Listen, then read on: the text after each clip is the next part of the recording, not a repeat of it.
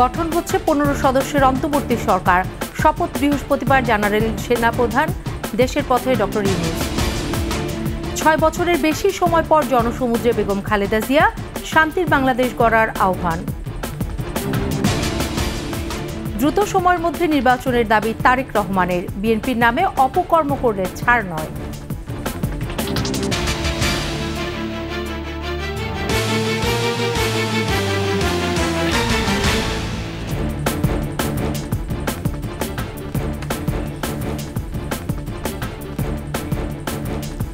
শুনছিলেন first security ইসলামী bank PLC সংবাদ শিরোনাম। আমন্ত্রণ রাত 9টার 21 সংবাদে। সাথে আছি সোনিয়া স্নিগ্ধা। দর্শক, 21 টেলিভিশনের সংবাদ একই সাথে সরাসরি দেখতে পাবেন আমাদের ফেসবুক পেজ www.facebook.com/2124 অনলাইনে। অন্তর্বর্তীকালীন সরকারের শপথকাল। প্রধান উপদেষ্টা নোবেল বিজয়ী ডক্টর ইউনূস সহ সরকারের আকার হতে পারে 15 সদস্যই। বঙ্গভবনে নিমন্ত্রণ জানানো হয়েছে 400-র বেশি অতিথি। ব্রিফিংয়ে কথা জানান সেনাপ্রধান জেনারেল ওয়াকারুজ্জামান। রিপোর্টে আরও জানাচ্ছেন আকবর হোসেন সুমন।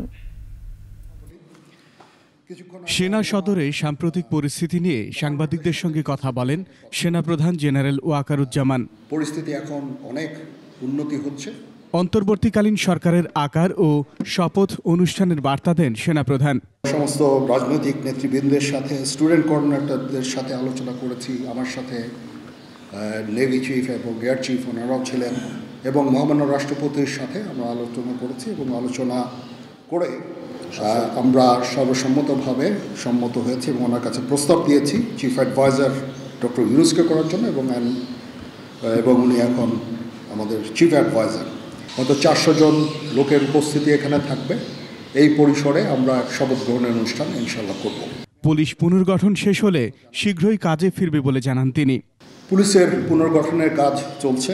এখন পুলিশ প্রধান একজন নিয়োগ দেওয়া হয়েছে। আমি নিশ্চিত যে পুলিশের মনোবল আবার ফেরত আসবে এবং পুলিশ একটা প্রফেশনাল ফোর্স হিসাবে ভালোভাবে তাদের দায়িত্ব পালন করতে সক্ষম হবে। দেশ জুড়ে অনাকাঙ্ক্ষিত পরিস্থিতি দ্রুত নিয়ন্ত্রণে আনার আশ্বাস দেন সেনাপ্রধান। পুলিশের একটা বড় ফোর্স, এটার যে ভয়েড যেটা সৃষ্টি হয়েছে, এই ভয়েডটা সেনাবাহিনীর স্ট্রেংথ দিয়ে এটা পুরো করা সম্ভব না। আমার যে স্ট্রেংথ যা ছিল এটা নেভি এয়ারফোর্সও তারা তাদের মতো করে করেছে। আমরা যথাসাধ্য চেষ্টা করেছি, তারপরও কিছু হয়ে গেছে। এটা আমার জাস্ট সিম্পলি আমাদের এনাফ স্ট্রেংথ ছিল না। বাট আমি নিশ্চিত যখন পুলিশ পুনর্গঠন হয়ে যাবে, তারা যখন আবার কাজে নেমে যাবে, তখন এই ভয়েডটা খুব সহজেই আমরা পূরণ করতে পারব। অপরাধে জড়িতদের আইনের আওতায় এনে শাস্তি নিশ্চিতের কথাও বলেন জেনারেল ওয়াকারুজ্জামান। তবে যারা এই সমস্ত অপরাধ করেছে তাদেরকে আমরা ছাড় দিব না। আকবর হোসেন সুমন, 21 টেলিভিশন, ঢাকা।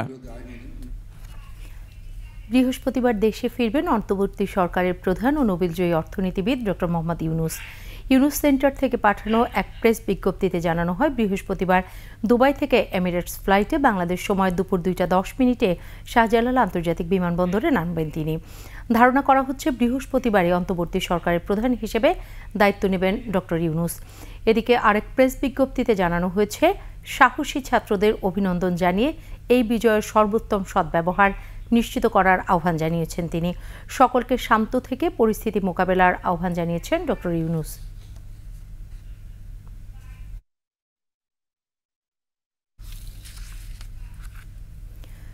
প্রতিশোধ, প্রতিহিংসা নয়, ভালোবাসা ও শান্তির বাংলাদেশ গড়ে তোলার আহ্বান জানিয়েছেন বিএনপি চেয়ারপারসন বেগম খালেদা জিয়া। রাজধানীর নয়াপল্টনের বিএনপির সমাবেশে ভার্চুয়ালি যুক্ত হয়ে দলীয় নেতাকর্মী ও দেশবাসীর প্রতি এ আহ্বান জানান বিএনপি চেয়ারপারসন। বিসমিল্লাহির রহমানির রহিম। আসসালামু আলাইকুম। দীর্ঘদিন অসুস্থ থাকার পর আপনাদের সামনে কথা বলতে পারার জন্য আল্লাহর কাছে শুকরিয়া আদায় করছি। আমার কারাবন্দী অবস্থায় আপনারা আমার কারামুক্তি ও রোগ মুক্তির জন্য সংগ্রাম করেছেন, দোয়া করেছেন। সেজন্য আমি আপনাদের সকলকে ধন্যবাদ জানাচ্ছি। দীর্ঘ আন্দোলন সংগ্রাম ও ত্যাগের মধ্য দিয়ে আমরা ফ্যাসিবাদী অবৈধ সরকারের কাছ থেকে মুক্তি পেয়েছি। আমি আন্তরিক ধন্যবাদ জানাতে চাই আমাদের বীর সন্তানদের, যারা মরণপণ সংগ্রাম করে এই অসম্ভবকে সম্ভব করেছে। শত শত শহীদদের জানাই শ্রদ্ধা। এ বিজয় আমাদের নতুন সম্ভাবনা নিয়ে এসেছে। দীর্ঘদিনের নজিরবিহীন দুর্নীতি, গণতন্ত্রের ধ্বংসের স্তূপের মধ্য থেকে আমাদের নির্মাণ করতে হবে এক সমৃদ্ধ বাংলাদেশ। ছাত্র তরুণরাই আমাদের ভবিষ্যৎ। তরুণরা এই যে স্বপ্ন নিয়ে বুকের রক্ত ঢেলে দিয়েছে, সেই স্বপ্ন বাস্তবায়নে করতে মেধা, যোগ্যতা, জ্ঞান ভিত্তিক গণতান্ত্রিক বাংলাদেশ গড়ে তুলতে হবে। শোষণহীন সমৃদ্ধ বাংলাদেশ। সকল ধর্মের গোত্রের অধিকার নিশ্চিত করতে হবে। শান্তি, প্রগতি আর সাম্যের ভিত্তিতে আধুনিক বাংলাদেশ নির্মাণে আসুন আমরা তরুণদের হাত শক্তিশালী করি। ধ্বংস নয়, প্রতিশোধ নয়, প্রতিহিংসা নয়, ভালোবাসা, শান্তি ও জ্ঞান ভিত্তিক সমাজ গড়ে তুলি। আল্লাহ হাফেজ। বাংলাদেশ জিন্দাবাদ। সাবেক প্রধানমন্ত্রী ও বিএনপি চেয়ারপারসন বেগম খালেদা জিয়া সদ্য ক্ষমতাচ্যুত শেখ হাসিনা সরকারের প্রতিহিংসার শিকার হয়েছেন। অন্যায়ভাবে মিথ্যা মামলা দিয়ে কারাবন্দী রাখা হয়েছিল, তাকে সুচিকিৎসা থেকেও বঞ্চিত হয়েছেন তিনি। খালেদা জিয়ার মুক্তির পর এমন প্রতিক্রিয়া জানিয়েছেন বিভিন্ন শ্রেণী পেশার মানুষ। বিস্তারিত মাহমুদ হাসানের রিপোর্টে। প্রধানমন্ত্রী বেগম খালেদা জিয়া মুক্তি পেয়েছেন মঙ্গলবার। তার দণ্ডাদেশ মওকুফ করা হয়েছে। খালেদা জিয়ার মুক্তি প্রতিহিংসার রাজনীতির অবসান বলে মনে করেন বিভিন্ন শ্রেণী পেশার মানুষ। শান্তিপ্রিয় মানুষের সন্তানকে, ছেলেপেলেদের যে হত্যা করেছে এই খুনি ফ্যাসিবাদী হাসিনার, এই বাংলার মাটিতে বিচার হওয়া একান্ত দরকার। সুচিকিৎসা থেকেও বঞ্চিত হয়েছেন বিএনপি চেয়ারপারসন খালেদা জিয়া। বললেন তারা, একটা মানুষকে চিকিৎসা দিতে কিভাবে আটকায়? প্রধানমন্ত্রী সে অনেক পরে, মানুষে কিভাবে তাকে চিকিৎসা দেয় না? ব্যক্তি হিসাবে আপনার শত্রুও যদি অসুস্থ থাকে, আপনি তাকে সেবা করা, এটা আপনার মানবিক দায়িত্ব। অসুস্থ থাকাকালীন অবস্থায় উনি বিদেশে যাইতে দেয় নাই, ওটা ওনার প্রতিহিংসার কারণে। সাবেক প্রধানমন্ত্রী খালেদা জিয়াকে সুচিকিৎসার জন্য দ্রুত দেশের বাইরে পাঠানো দরকার বলেও মনে করেন বিভিন্ন শ্রেণী পেশার মানুষ। খালেদা জিয়ার দেশে যাইতে দেন, এই জন্য খালেদা জিয়া যদি দেশের বাইরে যায় তখন তার পতন অনিবার্য হইয়া যাইত। দেশে আবারও সুস্থ ধারা রাজনীতি চালু করতে খালেদা জিয়ার মুক্তি জরুরি ছিল বলেও মন্তব্য তাদের। ছাত্র জনতার এই ঐক্যবদ্ধ আন্দোলনের মাধ্যমে আমাদের সেই অর্জন হয়েছে, এই অর্জনকে ধরে রাখতে হবে। মাহমুদ হাসান, একুশে টেলিভিশন, ঢাকা। দ্রুততম সময়ের মধ্যে নির্বাচন দেওয়ার আহ্বান জানিয়েছেন বিএনপির ভারপ্রাপ্ত চেয়ারম্যান তারেক রহমান। রাজধানীর নয়াপল্টনে বিএনপির সমাবেশে ভার্চুয়ালি যুক্ত হয়ে তিনি বলেন, বিএনপির নামে অপকর্ম করলে কোনো ছাড় নয়। বিচারের ভার নিজ হাতে তুলে না নেওয়ারও আহ্বান জানান তিনি। মোহাম্মদ কবিরের রিপোর্ট। আওয়ামী লীগের ষড়যন্ত্রের শিকার হয়ে প্রায় 17 বছর পর লন্ডন থেকে বিএনপির পল্টন সমাবেশে ভার্চুয়ালি যুক্ত হন বিএনপির ভারপ্রাপ্ত চেয়ারম্যান তারেক রহমান। প্রিয় বাংলাদেশ আজ কারামুক্ত।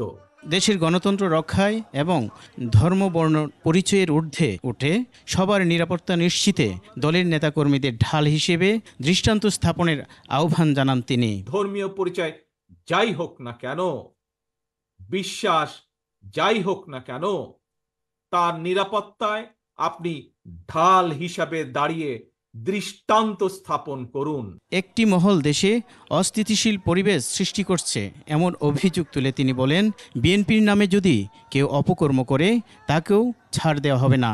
বিচারের ভার নিজ হাতে তুলে না নেওয়ার আহ্বানও জানান তিনি। দেশবাসীর প্রতি আমার বিনীত আহ্বান, কেউ দয়া করে নিজের হাতে আইন তুলে নেবেন না। প্রতিহিংসা, প্রতিশোধে লিপ্ত হবেন না দয়া করে। বিচারের ভার নিজ হাতে দয়া করে তুলে নেবেন না। গণতন্ত্র ফিরিয়ে আনতে দ্রুত সময়ের মধ্যে নির্বাচন দেওয়ার দাবি জানান তারেক রহমান। বিপ্লবের লক্ষ্য বাস্তবায়নে দ্রুততম সময়ের মধ্যে জাতীয় নির্বাচন অনুষ্ঠান করতে হবে। দ্রুততম সময়ের মধ্যে জনগণের ভোটে নির্বাচিত প্রতিনিধিদের কাছে ক্ষমতা হস্তান্তর করতে হবে। শেখ হাসিনা পালানোর পর একটি চক্র পুলিশের মনোবল ভাঙার চেষ্টা করছে এমন অভিযোগ করে তিনি বলেন, পুলিশ জনগণের শত্রু নয়। বিনা ভোটে শেখ হাসিনা নির্বাচিত হয়ে জনগণের বিরুদ্ধে পুলিশকে লেলিয়ে দিয়েছেন। একটি চক্র পুলিশের মনোবল ভেঙে দেওয়ার ষড়যন্ত্রে লিপ্ত হয়েছে। পুলিশকে অকার্যকর করে দেওয়া গেলে দেশকে অস্থিতিশীল করা সহজ। সবাই ঐক্যবদ্ধ থাকলে দেশের তরুণদের জন্য একটি নিরাপদ দেশ গড়ে তোলা সম্ভব বলেও জানান তারেক রহমান। আমরা আরো দায়িত্বশীল আচরণ করি। মোহাম্মদ কবির, 21 টেলিভিশন, ঢাকা। নিচ্ছি সংবাদ বিরতি। যখন ফিরছি তখন অন্যান্য খবরের সঙ্গে আরও থাকবে। রাজধানীতে ট্রাফিক ব্যবস্থা নিয়ন্ত্রণে শিক্ষার্থীরা, সড়কে শৃঙ্খলা ফেরায় খুশি সাধারণ মানুষ। আবারও আমন্ত্রণ রাত 9টার 21 সংবাদে। শ্রম আইন লঙ্ঘনের মামলায় ডক্টর ইউনূসের 6 মাসের সাজা বাতিল করেছেন শ্রম আপিল ট্রাইব্যুনাল। ডক্টর ইউনূস সহ 4 জনের খালাস বলে জানিয়েছেন আইনজীবী। শ্রম আপিল ট্রাইব্যুনালের বিচারক MA আওয়াল এ আদেশ দেন। বিস্তারিত শাকের আরজুর রিপোর্টে। শান্তিতে নোবেলজয়ী অর্থনীতিবিদ ডক্টর মোহাম্মদ ইউনূস দেশে ফিরছেন আগামীকাল। বর্তমানে চিকিৎসাজনিত কারণে ফ্রান্সে রয়েছেন তিনি। দেশে ফেরার একদিন আগে ডক্টর ইউনূসের সাজা বাতিলের আপিল শুনানি করে উভয় পক্ষ। আদালতের শুনানি শেষে 6 মাসের সাজা ও অর্থদণ্ড বাতিল করে রায় দেন। বাদী পক্ষ সরকারি প্রতিষ্ঠান, কলকারখানা অধিদপ্তর, তারা যৌথ পিটিশন দিয়েছে আমাদের সাথে এবং উপস্থিত থেকে আর্গুমেন্ট করেছে। আর্গুমেন্ট করার পর কোর্ট সন্তুষ্ট হয়ে রায় দিয়েছে। অন্য মামলাগুলোর বিষয়ে দ্রুতই উচ্চ আদালতে কোয়াশমেন্টের জন্য আবেদন করবেন বলে জানান আইনজীবী। এটা আজকে তো সমাপ্তি হয়ে গেল, আর ওইটা তো এখনো মামলা চলমান অবস্থায় রয়েছে, আর ট্রায়ালই শুরু হয়নি।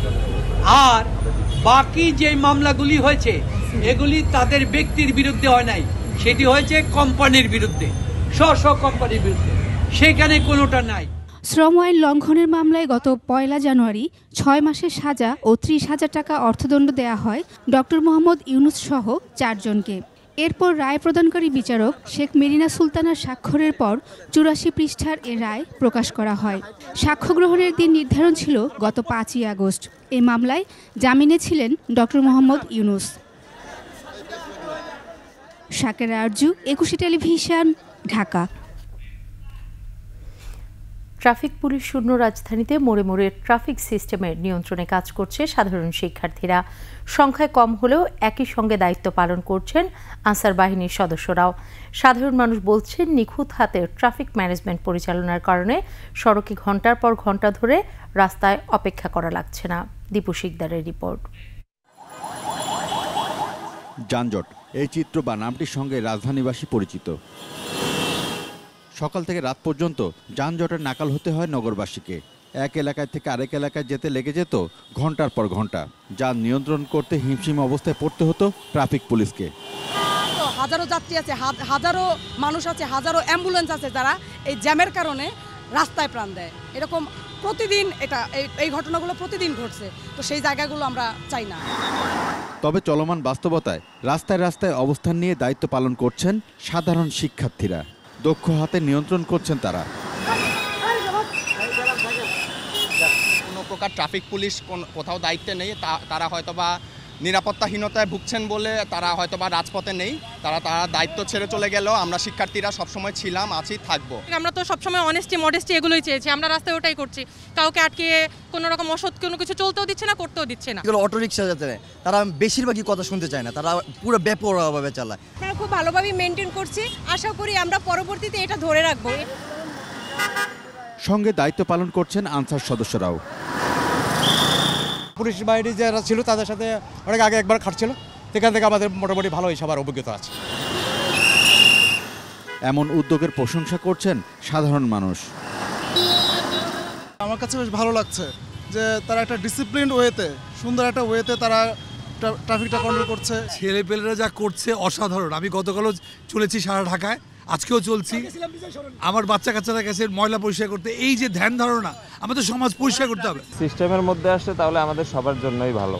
এখন আমরা যদি নিয়ম সঠিকভাবে হয় তাহলে আমরা সবাই মানব। তবে তারা চান সুষ্ঠু ও পরিচ্ছন্নভাবে আবারও শুরু হোক ট্রাফিক পুলিশের কার্যক্রম। দীপু শিকদার, 21 টেলিভিশন, ঢাকা। শেষ করছি রাত 9টার 21 সংবাদ। যাবার আগে ফার্স্ট সিকিউরিটি ইসলামী ব্যাংক পিএলসির সংবাদ শিরোনামগুলো আরও একবার। গঠন হচ্ছে 15 সদস্যের অন্তর্বর্তী সরকার, শপথ বৃহস্পতিবার, জানালেন সেনাপ্রধান। দেশের পথে ডক্টর ইউনূস। 6 বছরের বেশি সময় পর জনসমুদ্রে বেগম খালেদা জিয়া, শান্তির বাংলাদেশ গড়ার আহ্বান। দ্রুত সময়ের মধ্যে নির্বাচনের দাবি তারেক রহমানের, বিএনপির নামে অপকর্ম করলে ছাড় নয়।